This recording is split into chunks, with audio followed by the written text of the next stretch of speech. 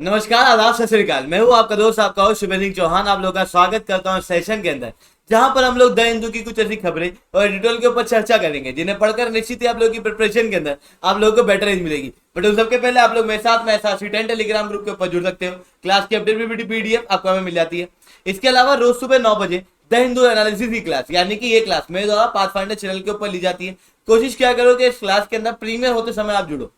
इसके अलावा दोस्तों, आज हम लोग कई सारे टॉपिक्स के ऊपर चर्चा करने वाले हैं। सबसे पहले बात करते हैं एडिटोरियल के ऊपर कि एडिटोरियल के अंदर क्या खास है। सबसे पहला एडिटोरियल है प्रोकास्टिनेशन इज अनरीजनेबल। ये एक्चुअली गवर्नर के ऊपर है कि गवर्नर और किस तरीके से गवर्नमेंट के बीच में कॉन्फ्लिक्ट होता है, उनसे रिलेटेड इश्यूज के ऊपर। जैसे आप देखोगे तो आपके सिलेबस के अंदर डायरेक्टली लिखा हुआ है कि फेडरल स्ट्रक्चर के ऊपर जो भी कॉन्फ्लिक्ट है वो इंपॉर्टेंट है। अब ये जो गवर्नर और चीफ मिनिस्टर का कॉन्फ्लिक्ट है, ये एक फेडरल स्ट्रक्चर का ही कॉन्फ्लिक्ट है, क्योंकि गवर्नर जो है वो सेंट्रल गवर्नमेंट का है और सेंट्रल गवर्नमेंट ऊपर से गवर्नर को कुछ कुछ करने को कहती है। वो राज्य सरकार के साथ में कुछ कुछ करने लगता है और उसकी वजह से चीफ मिनिस्टर और गवर्नर के बीच में कॉन्फ्लिक्ट हो जाते हैं। एक्चुअल में ये सेंट्रल स्टेट के बीच में कॉन्फ्लिक्ट है, ठीक है। और हर साल आपको ऐसे क्वेश्चन देखने को मिलते हैं। जैसे कि ये क्वेश्चन पूछा गया था, discuss the essential of 69th constitution amendment act and anomalies. ये 69th कॉन्स्टिट्यूशन अमेंडमेंट एक्ट जो है वो दिल्ली से रिलेटेड कॉन्स्टिट्यूशन अमेंडमेंट एक्ट है, जिसके अंदर गवर्नर को पावर एक्स्ट्रा दी गई थी। तो वो चीज हम लोगों को यहाँ पर देखने को मिलती है। दूसरा, lieutenant governor administrator of Delhi, पूरा वही दिल्ली और सेंट्रल गवर्नमेंट के बीच में, दिल्ली के चीफ मिनिस्टर और गवर्नर के बीच के कॉन्फ्लिक्ट को यहाँ पर पूछा गया था, ठीक है। तो दो बार ऐसे क्वेश्चन आए दिल्ली से रिलेटेड ही, ठीक है। इसके अलावा इस कारण से टॉपिक जो है वो काफी ज्यादा इंपॉर्टेंट हो जाता है। अब देखो हुआ क्या कि जब भी कोई बिल आता है, ठीक है, स्टेट लेजिस्लेटिव असेंबली में, मैं सेंटर की बात नहीं कर रहा हूं, मैं अभी स्टेट लेजिस्लेटिव असेंबली की बात कर रहा हूं। स्टेट लेजिस्लेटिव असेंबली के अंदर कोई भी बिल आता है तो वो बिल अगर स्टेट लेजिस्लेटिव असेंबली पास कर देती है, ठीक है, उसके बाद में क्या होता है कि ये बिल जाता है गवर्नर के पास में और गवर्नर का एसेंट उसके ऊपर लगता है, मतलब गवर्नर का सिग्नेचर लगता है। विदाउट गवर्नर के सिग्नेचर कोई भी बिल लॉ नहीं बन सकता। मतलब गवर्नर जो है वो अपने आप में एक लेजिस्लेचर का पार्ट है, ठीक है। अब मान लो, इमेजिन कर लो, कोई भी बिल जो है वो गवर्नर के पास में आया है, तो गवर्नर के पास में क्या क्या ऑप्शन होंगे। पहला ऑप्शन कि वो उस बिल को एसेंट दे दे, बहुत बढ़िया बात है, फिर तो कोई दिक्कत ही नहीं। दूसरा कि या तो वो उस बिल को वापस से स्टेट लेजिस्लेटिव असेंबली को रिटर्न कर दे, कुछ इस तरीके से। ये बिल है, इसे पहले स्टेट लेजिस्लेटिव असेंबली ने पास किया, उसके बाद ये गवर्नर के पास में जाएगा।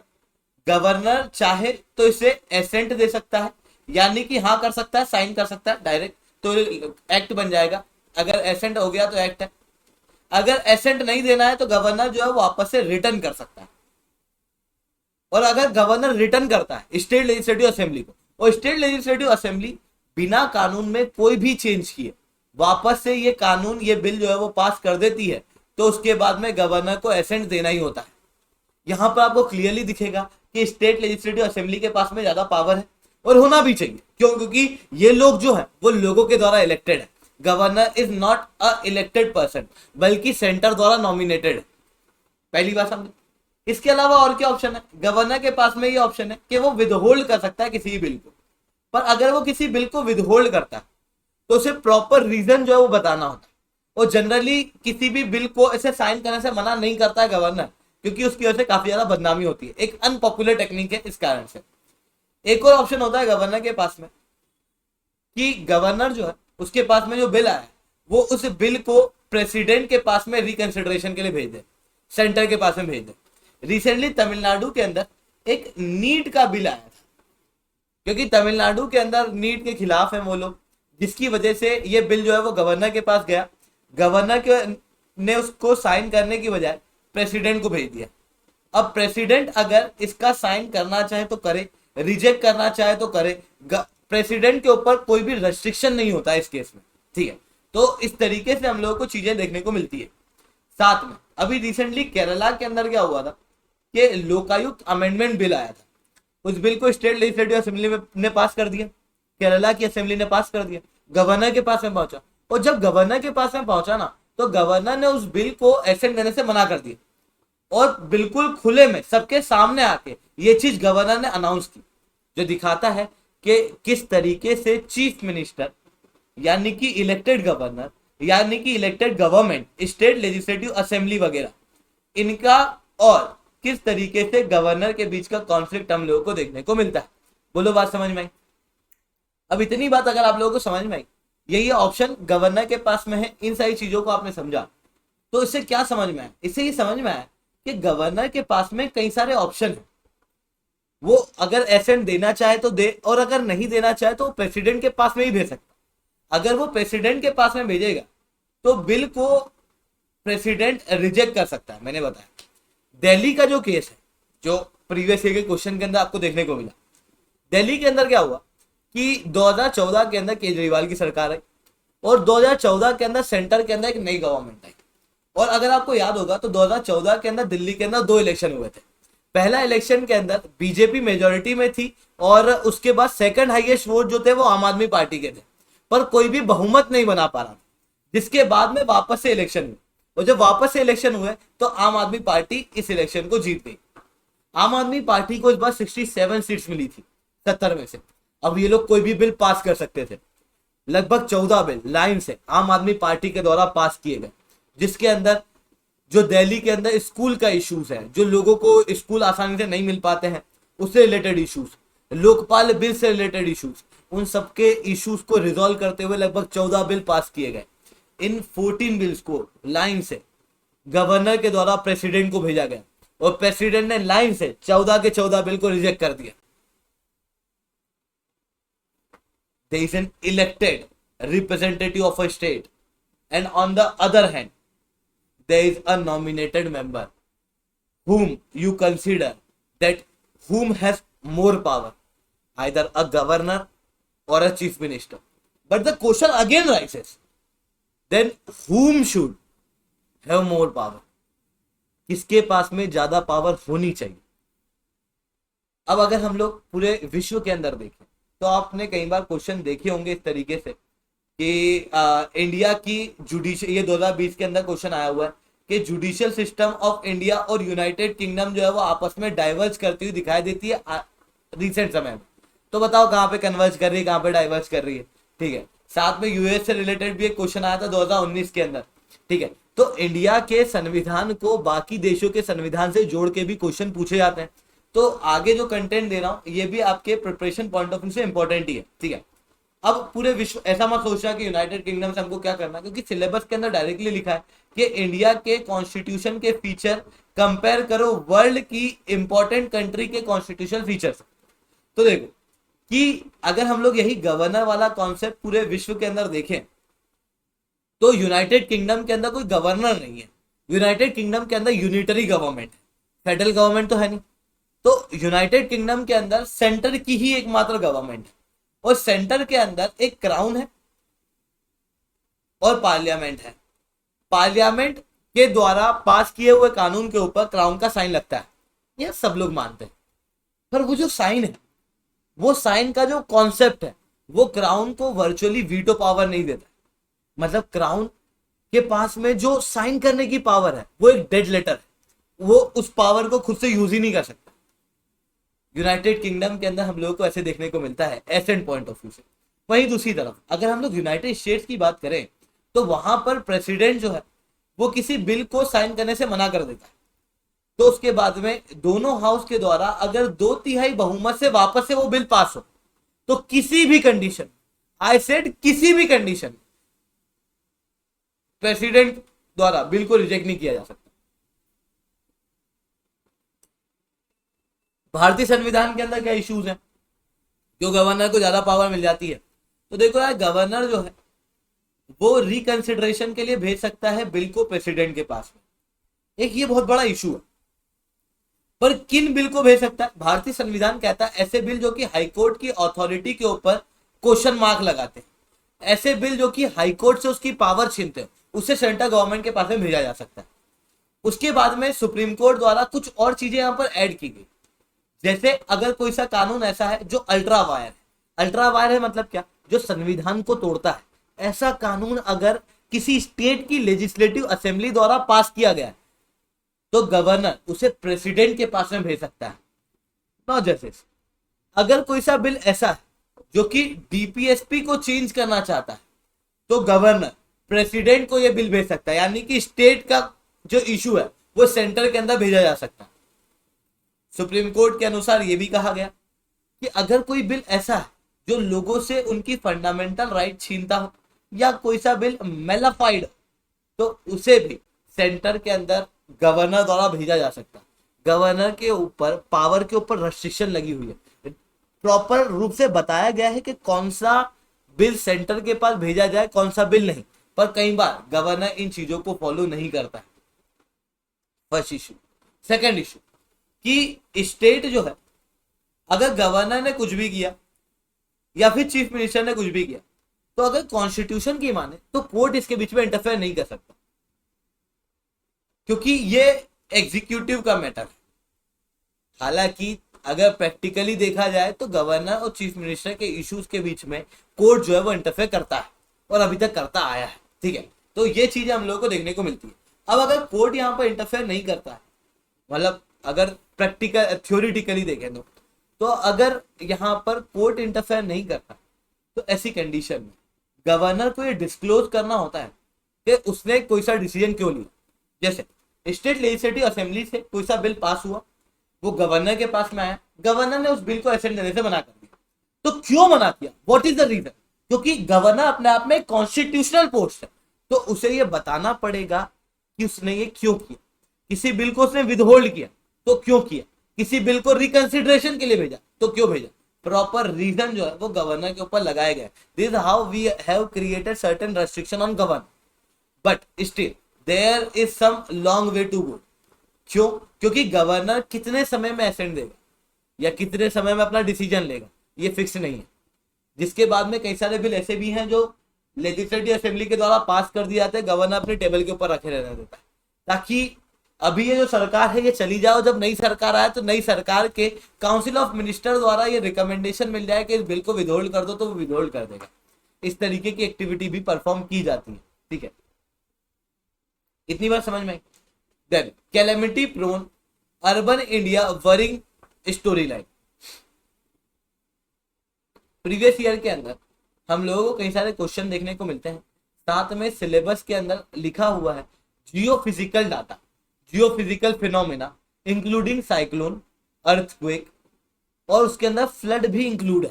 ठीक है, अगर आपको याद होगा तो 2016 के अंदर क्वेश्चन पूछा गया, account for the huge flooding of million cities in India including the smart ones, Hyderabad and Pune, suggest the lasting remedial measures. ये क्वेश्चन जो है ये प्रीवियस ईयर का ही है। इसके पहले भी एक क्वेश्चन पूछा गया था, 2014 की बात है, 2013-14 के अंदर 15 के अंदर पूछा गया था कि मिलियन सिटी के अंदर किस तरीके से फ्लडिंग बढ़ रही है। ये 2020 का क्वेश्चन है। इसके पहले 2016 के अंदर भी इसी तरीके से फ्लडिंग का क्वेश्चन पूछा गया था कि मिलियन सिटी के अंदर जिस तरीके से फ्लडिंग बढ़ रही है तो हम लोगों को क्या मिटिगेटिंग सर्कमस्टांसेस लेने चाहिए। ये सारी चीजों के ऊपर अब हम लोग डिस्कस करते हैं कि यार ये मिलियन सिटीज के अंदर फ्लडिंग का मतलब क्या है। दिल्ली के अंदर 2013 से 2021, 2013 और 2021 2 वर्ष जो है वो फ्लड आया। मुंबई के अंदर 2005 और 2017 के अंदर फ्लड आया। चेन्नई के अंदर 2015 और 2021 के अंदर फ्लड आया। 2020 के अंदर हैदराबाद के अंदर फ्लड आया और हैदराबाद के अंदर 2020 के अंदर फ्लड आया। तो ये क्वेश्चन आपको दिख सकता है। ठीक है, जब मुंबई के अंदर 2017 में फ्लड आया था तो भी क्वेश्चन आया था। ठीक है, इतनी बात समझो। अब ये फ्लडिंग का इशू क्या है, देखो कई सारी मिलियन सिटीज, मेट्रोपॉलिटन सिटीज जिसे हम लोग कहते हैं, इन मेट्रोपॉलिटन सिटीज के अंदर क्या होता है कि जो ड्रेनेज सिस्टम है वो ठीक से डेवलप नहीं होता। जैसे ये गली है, ये कॉलोनी है, ये स्ट्रीट है, कोई कहीं भी घर बना रहा है, अर्बन प्लानिंग है नहीं। ऐसी कंडीशन के अंदर जो नालियां हैं वो चौक हो जाती है, तो प्रॉपर ड्रेनेज सिस्टम शहर का होता नहीं, जिसके कारण से पानी जो है वो शहर के अंदर जम जाता, जिसकी वजह से बाढ़ की स्थिति उत्पन्न होती हुई दिखाई देती है। रिसेंटली बेंगलोर फ्लड इसका एक बहुत बड़ा एग्जाम्पल, जिसके बाद में घर की, जान मान की, इकोनॉमी की, हर एक चीज की हानि होती है। अगर मुंबई की बात करें तो 2005 से 2015 के बीच में लगभग 14,000 करोड़ का नुकसान हुआ। चेन्नई की बात करें तो 15,000 करोड़ का नुकसान हुआ था केवल 2015 के अंदर। 2021 वाले फ्लडिंग की तो मैंने बात ही नहीं की अभी चेन्नई में। ठीक है, साथ में सोशल लॉस है वो अलग, ह्यूमन लॉस है वो अलग। कई सारे लोगों की जान जाएगी, जब कई सारे लोगों की मृत्यु होगी तो ह्यूमन लॉस भी तो हो रहा है। अब ये सब जो अर्बन फ्लडिंग हो रही है उसको ठीक करने के लिए गवर्नमेंट द्वारा क्या किया जाता है, कई सारे प्रोजेक्ट चला दिया, कई सारे मेजर्स, जैसे रिवर और जो ड्रेनेज है, नालियां हैं, उनको साफ करने के measures, anti encroachment drives, strong water network, इन सारी चीजों को डेवलप करने की कोशिश की जाती। जैसे बेंगलोर के अंदर क्या हुआ था कि फ्लडिंग आने के पहले 2021 में कर्नाटका सरकार द्वारा 900 करोड़ का एक प्रोजेक्ट चलाया गया कि कर्नाटक को हम लोग फ्लड से बचाएंगे। बहुत बढ़िया। अभी 2022 के अंदर कर्नाटक के अंदर, बेंगलोर के अंदर फ्लड आया तो बेंगलोर की अपनी कुछ म्यूनिसिपालिटीज है, तो वो म्यूनिसिपालिटी ने क्या किया, एक एंटी इंक्रोचमेंट ड्राइव चला दी। पहले राज्य सरकार द्वारा प्रोजेक्ट चलाया गया, फिर म्यूनिसिपालिटी द्वारा प्रोजेक्ट चलाया गया। बट मेरा इशू ये नहीं है, मेरा इशू ये है कि ये सब चीज कर तो रहे, पर प्लान क्या है, व्हाट इज द प्लान? क्योंकि यहां पर जितनी भी चीज मैंने कही कि यार हम लोग नालियां साफ कर देंगे, नदियों के आसपास के इंक्रोचमेंट के ड्राइव चलाएंगे हम लोग, ठीक है, हम लोग स्टॉर्म वाटर के नेटवर्क को डेवलप करेंगे, हम लोग लेक को इंक्रोच नहीं होने देंगे, हम लोग लेक को प्रोटेक्ट करेंगे, ये सारी चीजें सही है, बहुत अच्छी है। पर फ्लडिंग के रीसेंट इश्यूज का एक बड़ा कारण तो क्लाइमेट चेंज भी है।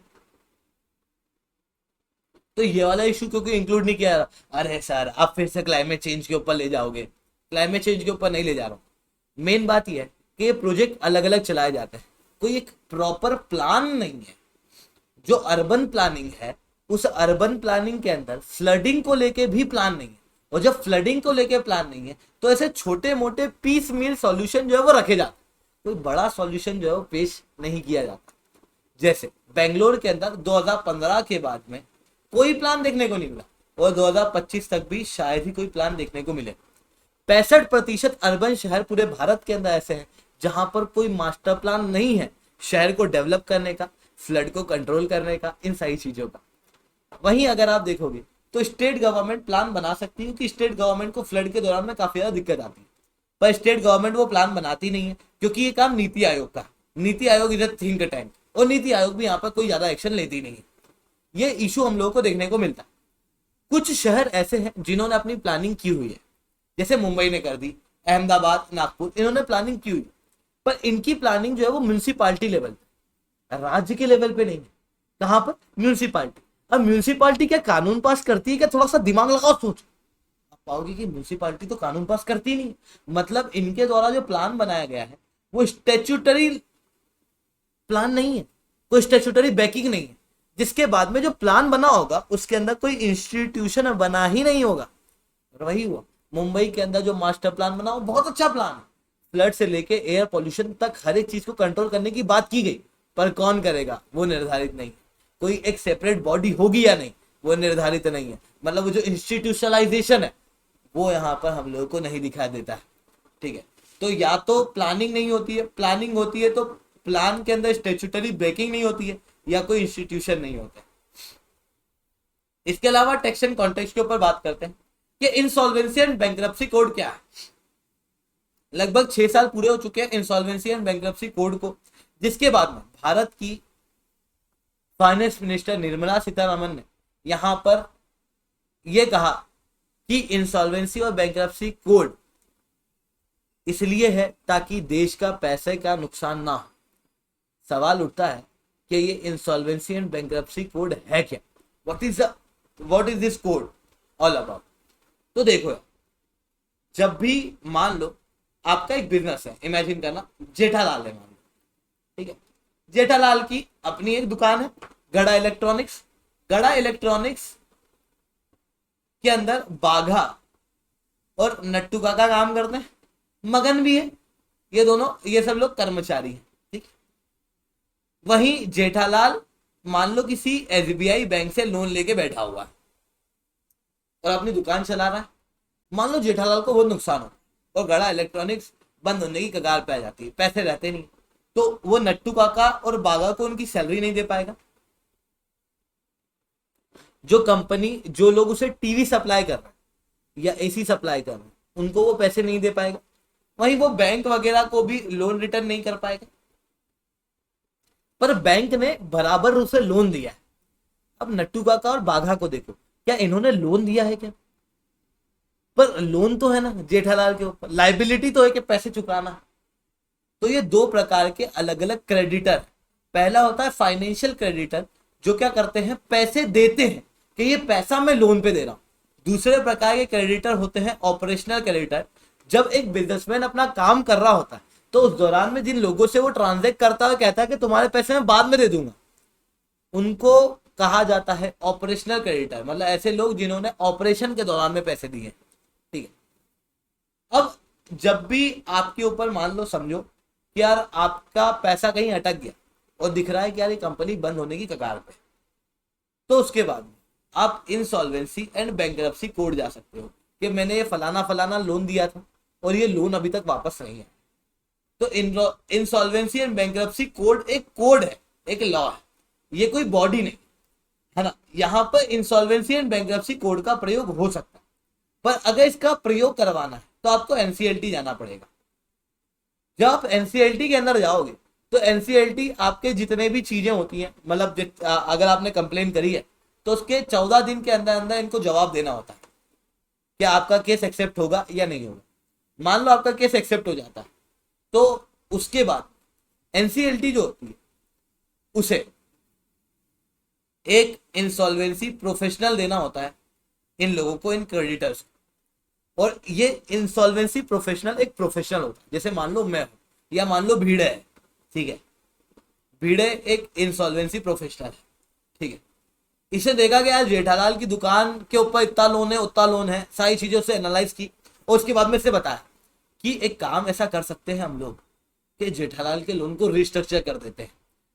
रिस्ट्रक्चर कर देते हैं मतलब क्या, कि जैसे मान लो 25 साल के लिए 5% ब्याज दर पे लोन लिया था, 5% ब्याज दर चुका नहीं पा रहा है, तो 30 साल के लिए 2% ब्याज दर पे लोन दे दो, रिस्ट्रक्चर कर दो, ताकि ना बैंक का नुकसान हो ना जेठालाल का नुकसान हो और जेठालाल इजीली पैसे दे पाए। दूसरा तरीका होता है कि जेठालाल पैसे दे ही नहीं सकता तो बैंक कह दे कि नहीं यार मैं पैसे थोड़े से कम ले लूंगा, चल जाए, तो हेयर कट कर दिया जाता है। तीसरा रिकमेंडेशन दिया जाता है इन्हीं इंसॉल्वेंसी प्रोफेशनल के द्वारा कि इंसॉल्वेंसी प्रोफेशनल जो है वो बता देते हैं क्या गड़ा इलेक्ट्रॉनिक्स को हम लोग बेच तो सकते हैं ना, जो चीजें जेठालाल ने लोन लेने के दौरान में अटैच की थी उसे कैसे बेचना है उसके ऊपर रिकमेंडेशन दिया जाता है, उसकी इंसॉल्वेंसी के ऊपर रिकमेंडेशन दिया जाता है। और ये रिकमेंडेशन किसको दिए जाते हैं, एक कमेटी बनाई जाती है केवल फाइनेंशियल क्रेडिटर की, ऑपरेशनल क्रेडिटर नहीं होता। मतलब नट्टू काका और बाघा यहाँ नहीं बैठेंगे, यहाँ बैठेंगी बैंक, यहाँ बैठेंगी वो लोग जिन्होंने लोन पैसे के फॉर्म में दिया है, रुपए के फॉर्म में दिया है कि ये पैसे ले बदले में मेरे को वो चीज कोलेटरल में दे, वो फाइनेंशियल क्रेडिटर है, उनकी एक कमेटी बैठेगी और उनको रिकमेंडेशन जो है वो दिए जाएंगे। अब किसका लोन कितना है, जैसे मान लो एसबीआई का लोन है कुछ 10% और 90% एचडीएफसी से लोन ले रखा है, तो वोटिंग पावर भी इसी रूप से होती है और इसके द्वारा दिए गए इंसॉल्वेंसी प्रोफेशनल के द्वारा दिए गए ऑप्शन को ये लोग चूज करते हैं, कमिटी ऑफ फाइनेंशियल क्रेडिटर, कि कौन सा तरीका बेहतर है। और जब वो लोग चूज कर लेते हैं तो उसी चीज के ऊपर फिर आगे बढ़ा जाता है। ठीक है, अगर जेठालाल को कोई भी दिक्कत है तो जेठालाल फिर एनसीएलटी जा सकता है या फिर एनसीएलएटी, अगर यहां पर भी लगता है कि यार मेरा केस रिजॉल्व नहीं हुआ तो फिर एनसीएलएटी जा सकता है। ठीक है, तो नेशनल कंपनी लॉ ट्रिब्यूनल जा सकता है। ठीक है, तो इस तरीके से हम लोगों को चीजें जो है वो यहाँ पर दिखाई देती है। ठीक है, अब यहाँ पर इशू क्या है, देखो इंसॉल्वेंसी एंड बैंकरप्सी कोड इसलिए लाया गया था ताकि ना ज्यादा लोगों का लोन जो है वो रिजॉल्व हो जाए, मतलब कोई सॉल्यूशन निकल जाए, बीच का रास्ता, बैंक को भी दिक्कत ना हो, कंपनी वाले को भी दिक्कत ना हो, क्योंकि उसकी कंपनी बिक जाएगी तो बैंक को भी क्या ही मजा आएगा। ठीक है, तो दोनों का बेनिफिट हो जाए। बट होता क्या कि अधिकतर केसेस के अंदर लिक्विडेशन किया जाता है। लिक्विडेशन किया जाता है मतलब क्या, जो कोलेटरल है उन्हें बेच दिया जाता है। अधिकतर केसों 50% केसों में ये देखने को मिला, महज 14% केस के अंदर ही प्रॉपर रिजोल्यूशन हो पाया। साथ इसी इंसॉल्वेंसी और बैंक्रप्सी कोड के अंदर एक समय सीमा निर्धारित थी कि 180 दिन के अंदर अंदर इंसॉल्वेंसी प्रोफेशनल को सारा काम कंप्लीट करना। इसे 90 दिन और एक्स्ट्रा एक्सटेंड किया जा सकता है अगर कोई भी दिक्कत होती है तो, मतलब टोटल 270 दिन। इस अवधि को रिसेंटली बढ़ा के 330 दिन कर दिया गया। और फाइनेंशियल ईयर 22 के अंदर ये पाया गया कि 1000 करोड़ से ऊपर के जितने भी केस थे उनके अंदर ऑन एन एवरेज 772 डेज लगे, मतलब लगभग डबल दिन लगे जितनी जरूरत थी उससे। दूसरा इशू, तीसरा इशू हम लोगों को देखने को मिलता है कि अगर 14% के अंदर रिजोल्यूशन किया गया तो रिजोल्यूशन कैसा होना चाहिए था कि ना बैंक को दिक्कत हो ना काम करने वाले को दिक्कत हो, कंपनी वाले को दिक्कत हो, दोनों को दिक्कत नहीं होना चाहिए। इस तरीके का एम रहता है जनरली।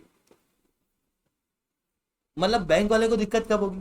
बैंक वाले को दिक्कत तब होगी जब लोन को 100% तक का लोन दिया था और 80% ही कहा गया कि 80% लो, रफा दफा करो, 80% तो मिला है तो कुछ भी नहीं मिलेगा। इसमें बैंक को दिक्कत होगी। कंपनी को दिक्कत कब होगी? कंपनी को दिक्कत होगी जब उसका जितना भी माल है, सामान है, वो बिकेगा। एज ए कंपनी होल बिकेगी या फिर एक एक मशीन करके बिकेगी, वो सब इंसॉल्वेंसी प्रोफेशनल डिसाइड करके रिकमेंडेशन देगा कि इसमें सबसे ज्यादा पैसे मिल सकते हैं। पर अधिकतर केस के अंदर हेयर कट किया जाता है। हेयर कट किया जाता है मतलब क्या कि 100% लोन दिया, 80% ही वापस किया। हेयर कट जो है वो बैंक को झेलना पड़ता है अधिकतर केसेस के अंदर। ठीक है, तो ये टैक्स एंड कॉन्टेक्स्ट के अंदर हम लोगों को देखने को मिला। वहीं GS1 के ऊपर बात करते हैं। मध्य प्रदेश के अंदर बांधवगढ़ नेशनल पार्क करके एक जगह है। ये पूरा इंटरव्यू है, नो नीड के इतना बड़ा इंटरव्यू पूरा पढ़ो, है ना, इतनी कोई खास चीज जरूरी चीजें भी नहीं। यहाँ पर हमको बांधवगढ़ के अंदर कुछ केव पाई गई जो इंपॉर्टेंट है कि ये केव जो है वो बांधवगढ़ की केव है। बांधवगढ़ की केव के अंदर याद रखना बुद्धिस्ट और हिंदू मोनेस्ट्रीज हैं। यहाँ पर हिंदू डीटी भी मिलेंगे और बुद्धिस्ट के स्तूप वगैरह भी देखने को मिलेंगे। बुद्धिस्ट स्तूप वगैरह 2nd सेंचुरी के हैं और हिंदू के जितनी भी चीजें हैं ये 8th सेंचुरी की है। इसे याद रखना क्योंकि प्रीलिम्स के अंदर इस तरीके के क्वेश्चन आते हैं कि स्टेटमेंट बेस्ड के ऊपर, और कई बार आए हैं, लगभग हर दूसरे साल के अंदर इस तरीके के क्वेश्चन आपको मिल जाएंगे। ठीक है, तो इसे नोट कर लेना है, प्रीलिम्स पॉइंट ऑफ व्यू से काफी ज्यादा इंपॉर्टेंट है। तो रिसेंटली इसके अंदर एक्सकेवेशन किया जा रहा था जिसके अंदर हिंदू गॉड के अंदर हम लोगों को विष्णु का दशावतार देखने को मिलते हैं। ठीक है, उनकी मूर्तियां देखने को मिलती है। साथ में हम लोगों को देखने को मिलता है शिव के कई सारे रूप। ठीक है, साथ में विष्णु भगवान के जो वो शेष नयनम है, ठीक है, जिसे शेष सही भी कहा जाता है, जहां पर वो शेषनाग के ऊपर सोए हुए, लेटे हुए, उस तरीके के भी रूप यहाँ पर दिखाई देते हैं। वराह अवतार के अंदर भी रूप जो है वो हम लोगों को दिखाई देते हैं। ठीक है, इसके अलावा बात करते हैं GS2 से रिलेटेड। तो नोबेल प्राइज केमिस्ट्री के अंदर और फिजिक्स के अंदर किन किन को मिला है? तो कुछ साइंटिस्ट हैं, आर बैटोजी, मोर्टेन मेल्डाल, के बेरी शार्पलेस, है ना। इनके प्रोनाउंसिएशन एक बार देख लेना, मतलब मैं इनके प्रोनाउंसिएशन सुबह सर्च कर नहीं पाया था, तो पहले इनके प्रोनाउंसिएशन देख लेना कि इनके नाम के प्रोनाउंसिएशन क्या है। हो सकता है मेरी तरफ से जो प्रोनाउंसिएशन हो वो गलत हो। ठीक है, अलन एस्पेक्ट, उसके लिए मैं माफी भी चाहता हूँ आपसे। John F.C. क्लोजर और एंटन जेलीगर, जो नीचे वाले जितने भी लोग हैं इन्हें फिजिक्स के अंदर नोबेल प्राइज मिला है, ऊपर वाले को केमिस्ट्री के अंदर मिला है 2022 के अंदर। नो नीड के इसको रटने बैठ जाओ, रटाफिकेशन करने की जरूरत नहीं है, बस दिमाग के अंदर थोड़ा सा हाँ बोलो, समझ लो कि किसको मिला है। ठीक है, इसके अलावा एम्प्लॉय प्रोविडेंट फंड। देखो एम्प्लॉय प्रोविडेंट फंड होता क्या है, जैसे मान लो कि एक बड़ी कंपनी का मालिक है जेठालाल, और जेठालाल के अंदर काम कर रहे हैं नट्टू काका और बागा। ठीक है, तो नट्टू काका और बागा कौन है? नट्टू काका और बागा जो है वो एम्प्लॉय। ठीक है, ये जो एम्प्लॉय होते हैं वो अपना प्रोविडेंट फंड खुलवा सकते हैं। नट्टू काका और बागा सब इतने पैसे है नहीं, खर्चा बहुत हो जाता है। मतलब कई बार वो भोजनालय, क्या नाम है, आशीर्वाद भोजनालय, वहां पर खाना वाना खाते हैं तो वहां पे पैसा देना, घर के रेंट का पैसा देना, गाँव पे थोड़ा बहुत पैसा पहुंचाना, तो काफी खर्चा हो जाता है। पर कुछ सेविंग भी तो एम्प्लॉय के पास में होनी चाहिए ना अपने भविष्य के लिए, क्योंकि भविष्य काफी अनसर्टेन है। हो सकता है कि कहीं पे दिक्कत आ जाए, हो सकता है कि जो एम्प्लॉय है उसके पास में भविष्य में हेल्थ रिलेटेड इश्यूज आ जाए तो वो सेविंग काम आएगी। भविष्य के अंदर कुछ खरीदना है तो वो सेविंग काम आएगी। अगर एम्प्लॉय के पास में सेविंग होगी तो मार्केट के अंदर डिमांड करेगा, वो मार्केट के अंदर डिमांड करेगा तो फिर मार्केट के अंदर इकोनॉमी ग्रो करेगी, और इकोनॉमी ग्रो करेगी तो गवर्नमेंट के पास में टैक्स ज्यादा आएगा। तो ऐसी कंडीशन में एम्प्लॉय प्रोविडेंट फंड के अंदर लोगों की सेविंग को बढ़ाने के लिए भारी मात्रा में ब्याज दर जो है वो दिया जाता है। लगभग 8.5%, 9.2% तक का भी ब्याज दर दिया गया था। अब ये एम्प्लॉय प्रोविडेंट फंड के ऊपर कितना ब्याज दर दिया जाएगा वो डिसाइड किया जाता है एम्प्लॉय प्रोविडेंट फंड ऑर्गेनाइजेशन यानी कि ईपीएफओ द्वारा। इस बार ईपीएफओ के अंदर जो इंटरेस्ट रेट यानी कि ब्याज दर एक व्यक्ति को दिया जा रहा है वो काफी ज्यादा कम है, ठीक है। साथ में जो सॉफ्टवेयर है वो भी काफी ज्यादा आउटडेटेड है, तो उसे अपडेट करने की बात की गई है, ठीक है। इसके अलावा ये वाली खबर बहुत इंपॉर्टेंट है, स्टार मार्क करके लिख लेना, ठीक है। देखो, भारत के द्वारा कई सारे देशों को असिस्टेंस दिया जाता है, मेडिकल असिस्टेंस भी दिया जाता है। गाम्बिया करके ही जगह है वेस्ट अफ्रीका के अंदर, उसे भी असिस्टेंस दिया जाता है। आपको बताना है कि गाम्बिया के अंदर कौन सा कोस्ट आया हुआ है, ठीक है, इसके कोस्ट को क्या कहा जाता है। तो यहाँ पर हम लोगों ने दवाइयाँ पहुंचाई थी। ये दवाइयाँ मैन्युफैक्चर्ड थी by Maiden pharmaceutical in India company द्वारा, और इन्होंने कफ और कोल्ड की सिरप पहुंचाई थी। इसकी वजह से लगभग 66 बच्चों की डेथ हो चुकी है वहां। किडनी इंजरी हम लोगों को देखने को मिली है। हालांकि इसके ऊपर रिसर्च की जा रही है कि सब कुछ क्यों हुआ है, पर ऐसा माना जा रहा है कि इस दवाई के अंदर कंटामिनेशन था विद इथाइलिन ग्लाइकोल, जिसकी वजह से ये डेथ और किडनी रप्चर्स जो है वो देखने को मिले। इसके अलावा emergency credit line guarantee scheme, ये स्कीम जो है वो लोन के ऊपर दी जाती है। कोविड-19 के समय पे अगर आपको याद होगा तो देखो यार, दुनिया का एक सीधा सा नियम कि लोगों ने जो बिजनेस किया है वो कभी अपने पैसे से नहीं किया, वो हमेशा लोन पे करता है, ठीक है। बिजनेसमैन के ऊपर लोन हमेशा रहता है बैंक का। अब मान लो बिजनेसमैन ने लोन वोन लेके अपनी दुकान के अंदर सामान चढ़वा दिया, मान लो बेकरी वेकरी का सामान चढ़वा दिया। उसके बाद में क्या हुआ, लॉकडाउन लग गया तो सामान पड़ा पड़ा सड़ गया। अब उसके बाद में वापस लॉकडाउन खुला, उसको लोन चाहिए ताकि वो वापस से अपना बिजनेस कर सके, पर वो करे तो करे कैसे, पैसे तो है नहीं। अब लोन लेने जाऊंगा तो वापस मिलेंगे नहीं, तो लोन जो है वो पुराने लोन के ऊपर दिया जाना, यही emergency credit line guarantee scheme है, जिसके अंदर अगर मान लो आपका डेप्थ 10 करोड़ का है और गवर्नमेंट ने कहा कि आपका जो सेक्टर है जैसे एयरलाइन सेक्टर, तो एयरलाइन सेक्टर के अंदर क्या कहा गया, 100% डेप्थ के ऊपर लोन दिया जाएगा और अप टू 1,500 करोड़। मतलब आपने जितना पहले लोन आपके ऊपर है उतना ही लोन, उतने तक का लोन आपको और दिया जा सकता है। इसका मतलब है ये नहीं है कि आपको इतना ही लेना है, आपको जबरदस्ती नहीं ले लो भैया ले लो, ऐसा नहीं करेंगे। उतने तक का लोन दिया जा सकता है, हालांकि उसके अंदर ही मैक्सिमम केप है 1,500 करोड़।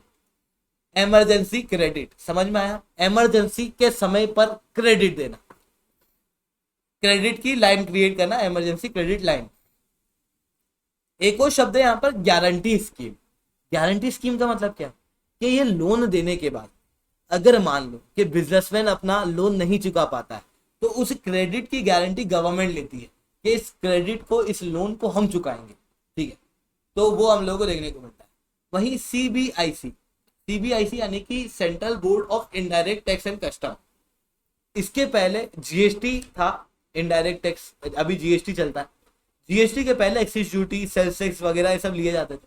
तो उस समय पे ये बॉडी जो थी वो central board of excise duty and custom करके ये बॉडी हुआ करती थी। अब ये central board of indirect tax and custom हो चुकी है। ये लोग क्या करते हैं, इनडायरेक्ट टैक्स के ऊपर कितना टैक्स वगैरह लगेगा, किस तरीके से टैक्स वसूल किया जाएगा, उन सारी चीजों के ऊपर काम करते हैं। पिछली बार कितना टैक्स हुआ था, आने वाले समय में कितना टैक्स होगा, इन सारी चीजों के ऊपर इनके द्वारा बात की जाती है। साथ में ये लोग रेगुलेशन लगाते हैं किस तरीके से ज्यादा टैक्स जो है वसूल किया जा सकता है, जो लोग टैक्स चोरी करते हैं उन्हें कैसे हटाया जा सकता है, उन सारी चीजों के ऊपर यहाँ पर सीबीआईसी द्वारा काम किया जाता है। अब आपको पता होगा कि बाहर से जो भी सामान भारत के अंदर इंपोर्ट किया जाता है तो वहां पर लगता है कस्टम ड्यूटी लगाई जाती है। कस्टम ड्यूटी लगाई जाती है प्रोडक्ट के ऊपर, पर कई सारे लोग क्या होते हैं, अपने प्रोडक्ट को छिपा देते हैं। मान लो 10 किलो तक का कोई सा सामान आया, वो बोलते हैं 5 किलो है, बचा हुआ यहाँ पर टैक्स जो है वो बचा लेते हैं। तो सीबीआईसी के यहाँ पर एक डायलेमा क्रिएट हो रहा है। फाइनेंशियल ईयर 2022 के अंदर ये कहा गया था, बजट 2022 के अंदर, कि हम लोग इसको ठीक करेंगे, पर कैसे ठीक करेंगे नहीं पता। क्योंकि अगर ज्यादा लोन चढ़ाते हैं तो रॉ मटेरियल जो है वो ये मतलब यहाँ पर ज्यादा रेगुलेशन लगाते हैं तो इंपोर्ट करना मुश्किल हो जाएगा, जिसके कारण से जो रॉ मटेरियल भारत के अंदर आता है वो आना मुश्किल हो जाएगा। तो ये इशू जो है वो हम लोग को देखने को मिलता है। और अगर नहीं लगाएंगे तो टैक्स की वसूली और टैक्स चोरी जो है वो ज़्यादा देखने को मिल जाएगी। ठीक है, तो ये इशू जो है वो हम लोगों को एक और देखने को मिल रहा है। तो दोस्तों आज के लिए इतना ही रखते हैं। लेक्चर अच्छा लगा हो तो लाइक करो, लेक्चर बहुत अच्छा लगा हो तो SRC10 कमेंट करो। अगर इस लेक्चर की PPT PDF आप लोगों को चाहिए तो SRC10 टेलीग्राम ग्रुप के ऊपर आप मेरे साथ में जुड़ सकते हो। अगर आप लोग अनअकैडमी के ऊपर सब्सक्रिप्शन लेना है तो आप लोग कोड यूज कर सकते हो SRC10, जिसके बाद में आप लोगों को मेरे द्वारा personally one on one mentorship मिलेगी। तो दोस्तों आज के लिए इतना ही। जय हिंद, जय भारत।